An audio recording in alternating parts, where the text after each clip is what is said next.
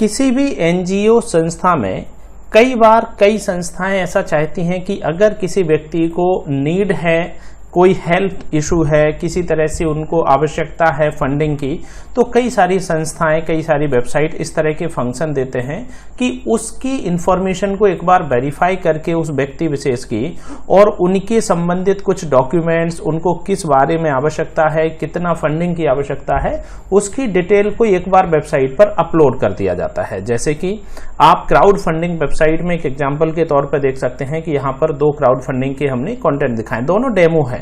इनमें हम फर्स्ट पर करते हैं तो हमने देखा कि शायद एनिमल से रिलेटेड कुछ रिक्वायरमेंट है, उनको इतना बेनिफिट चाहिए होगा, इतना रिक्वायरमेंट उनकी आवश्यकता है, और यहाँ पर व्यू डिटेल पर क्लिक करके हम उसके बारे में पूरी जानकारी ले सकते हैं, उनके डॉक्यूमेंट्स देख सकते हैं, उनके प्रोजेक्ट क्या है, किस लिए उनको बेनिफिट चाहिए है इस चीज का, क्यों वो पैसे का कलेक्शन करना चाहते हैं, उसकी सारी जानकारी। साथ में कोई भी व्यक्ति जब डोनेशन देते हैं तो उसी पर्टिकुलर इवेंट के लिए वो डोनेशन जाना चाहिए, इसका डोनेशन अमाउंट वगैरह यहां से सेट किया जा सकता है। तो ये पूरा बेनिफिट कैसे मिलता है यूजर को, जिनको आवश्यकता है वो संस्था से संपर्क करते हैं, संस्थाएं उसको पब्लिकली करती हैं और इसी चीज को, इस यूआरएल को खबर की तरह लोगों तक पहुंचाया जाता है, जिससे ज्यादा से ज्यादा लोग देखें, उनके डॉक्यूमेंट्स देखें, वेरीफाई करें और जिनको लगे कि वाकई में नीड है इनको, तो वो अपना हेल्प भी कर सकते हैं।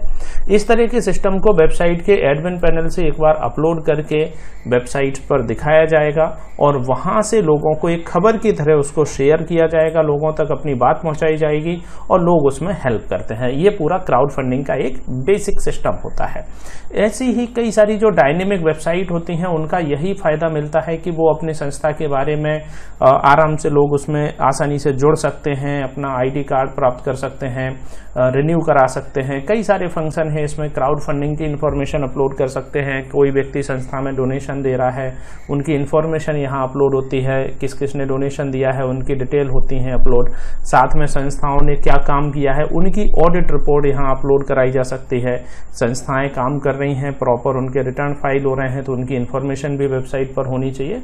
इस तरह से कई तरह की संस्थाएं किस प्रोजेक्ट पर काम कर रही हैं, ये सारी इंफॉर्मेशन को यहाँ दिखाया जाता है।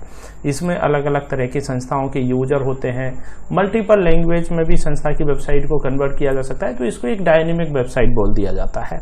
यानी कि ये वीडियो में हमारा मेन उद्देश्य था कि संस्था के बारे में कुछ जानकारियां कैसे उपलब्ध कराई जाती हैं, संस्था कोई कार्य करती है तो वो अपना लेटेस्ट इवेंट में दिखाएं, संस्था में कितने पदाधिकारी हैं, कौन कौन काम कर रहे हैं, क्या उनके उद्देश्य हैं संस्थाओं के, ये सारी इंफॉर्मेशन एक ही वेबसाइट पर दिखाई जा सकती है।